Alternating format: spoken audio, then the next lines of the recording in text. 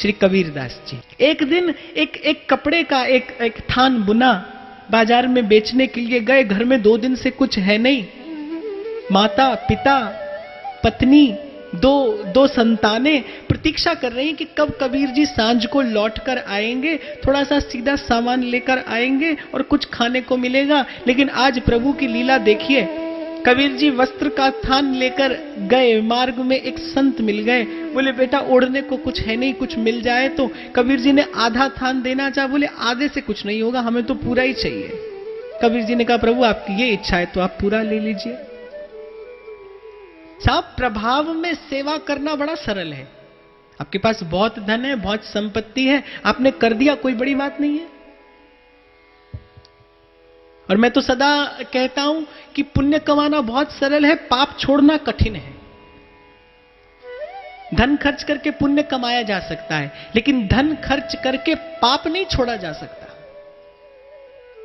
धन खर्च करके आप पुण्यात्मा हो सकते हैं, लेकिन धन खर्च करके आप महात्मा नहीं हो सकते।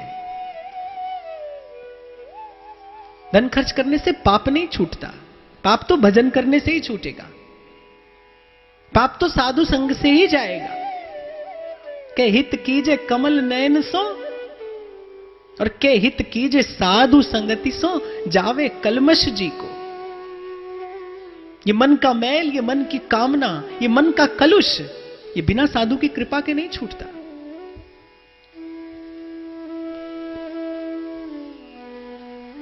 तो बोले महाराज आपकी ऐसी इच्छा हो तो आप ये सब ले लीजिए।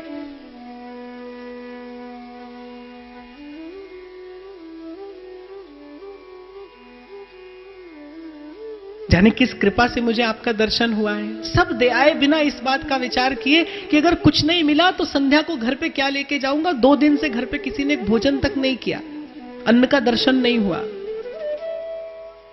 वस्त्र तो दे दिया, लेकिन जब घर की स्मृति हुई कबीर जी को कि माता पिता पत्नी और वो छोटे छोटे 2 बालक, एक पुत्र और एक पुत्री, वो कब से इस प्रतीक्षा में बैठे होंगे कि कब बाबा आएंगे और थोड़ा सा अन्न लेकर आएंगे। बेचारे 2 दिन के भूखे, क्या मुख लेकर घर जाऊं। घर गए नहीं, गंगा के किनारे किसी झाड़ के पीछे बैठकर और लगे हरि नाम जपने।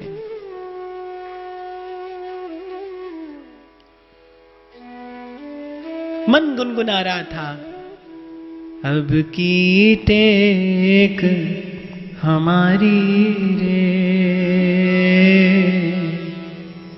लाज राखो गिरधारी।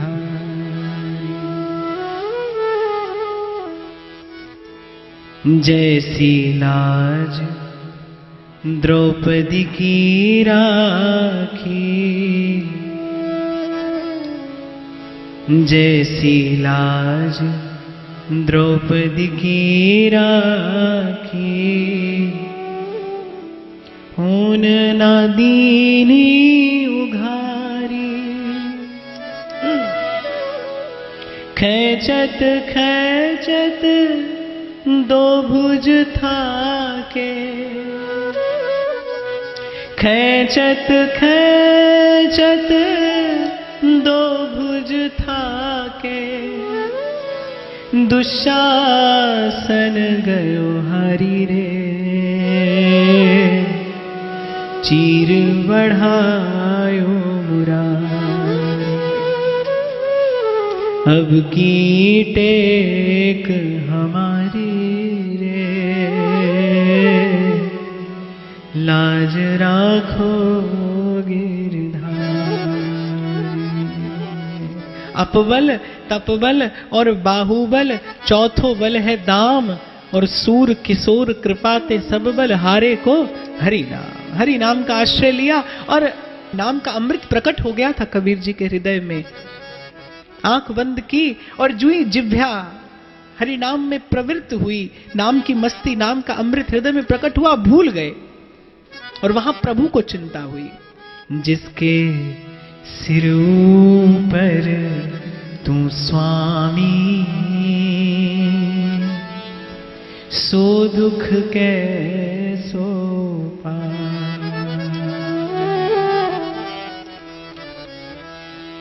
भगवत मुदित जी कहते हैं, भगवत जो प्रभु सो लगे और तज नश्वर संसार, सब लज्जा भगवान को क्यों बिगड़े व्यवहार। भगवान अपने भक्त का परमार्थ तो संभालते ही हैं, लेकिन व्यवहार की भी संभाल रखते हैं। भक्त का लोक, भक्त की लज्जा, ये भगवान के हाथ में, भगवान बिगड़ने नहीं देते। किसी ने गाया है ना, पतवार के बिना ही मेरी नाव चल रही है, हैरान है जमाना, मंजिल भी मिल रही है। भक्त की नैया तो ऐसे ही चलती है। प्रभु को चिंता हुई, बड़ा सुंदर रूप धरा आज प्रभु ने एक बंजारे का। गाड़ी में ढेर सारा अन्न धन वस्त्र लदा है और जा रहा है कबीर जी की कुटिया की ओर। मार्ग में चलने वाले लोग पूछते हैं, बोले कहां जा रहे हो, किसके पास इतना सामान लेके जा रहे हो? बोले सब कबीर जी का माल है। अरे कबीर के पास इतना सामान इतना धन कहां से आया? बोले आज उनका वस्त्र बड़े ऊंचे दाम में बिका है, उन्होंने ये सब माल भेजा है। और लाला कर पटकने लगे प्रभु कबीर जी की कुटिया में। कबीर जी की माता को चिंता हुई, बोले अगर हाकिम ने देख लिया कि हमारी कुटिया में और इतना सामान, बोले हमको कैद खाने में और डाल देगा। बोले भैया हमारा नहीं है, ले जाओ, कोई और कबीर होगा। प्रभु मनी मन कहने लगे, बोले तुम भूल सकते हो, मैं नहीं भूल सकता। तुम भूल जाते हो, मैं नहीं भूलता। मैं इसी कबीर के लिए ये सब लेकर आया हूं। अन्न धन और वस्त्र का ढेर लगाकर चल दिए प्रभु। जाते जाते मां ने पूछा कबीर जी की कि अरे अपना नाम तो बताता जा, अरे अरे ओ बंजारे अपना नाम तो बता कर जा। चलते चलते प्रभु कह गए, बोले मां मेरा नाम केशव है। लौट कर आए, 3 दिन हो गए थे कबीर जी को घर लौटे, नाम की मस्ती में छगे पड़े थे गंगा के किनारे। तीसरे दिन माता को चिंता हुई, बोले ऐसा कौन सा वस्त्र बेचा कबीर ने कि 3 दिन हो गए मुख भी नहीं दिखाया।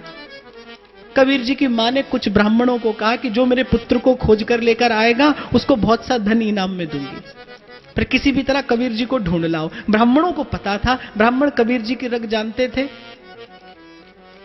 कि संसार की भीड़ से छुप कर दूर कर कबीर कहां बैठकर भजन करते हैं। ब्राह्मणों ने जाकर देखा, कबीर जी वही गंगा के किनारे एकांत सघन वन और लता की ओट में पड़े कबीर जी अपनी मस्ती में छके हैं।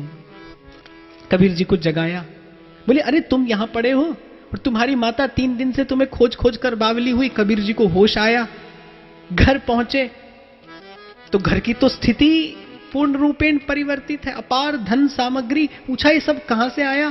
कहां से आया? तुमने ही तो उस बंजारे को भेजा था। कौन बंजारा? कैसा बंजारा? अरे वो बंजारा कहता था तुम्हारा वस्त्र बड़ी ऊंची कीमत में बिका, किसी बड़े ऊंचे सेठ साहूकार ने वस्त्र खरीदा है। वो केशव नाम का बंजारा आया था। जुई माता के मुख से प्रभु का नाम सुना, कबीर जी का रोम रोम पुलकित हो गया, आंखों से अश्रु झरने लगे, शरीर निस्पंद हो गया। अपने पर प्रभु की कृपा का विचार किया, बोले प्रभु मेरे कारण आज आपको इतना परिश्रम करना पड़ा। और जब स्वयं पर विचारी प्रभु की कृपा, जो सामान प्रभु देकर गए थे, उठाया सब सामान और काशी की गलियों में जाकर लुटाने लगे। सांझ तक प्रभु का दिया सब भंडार कबीर जी ने खाली कर दिया।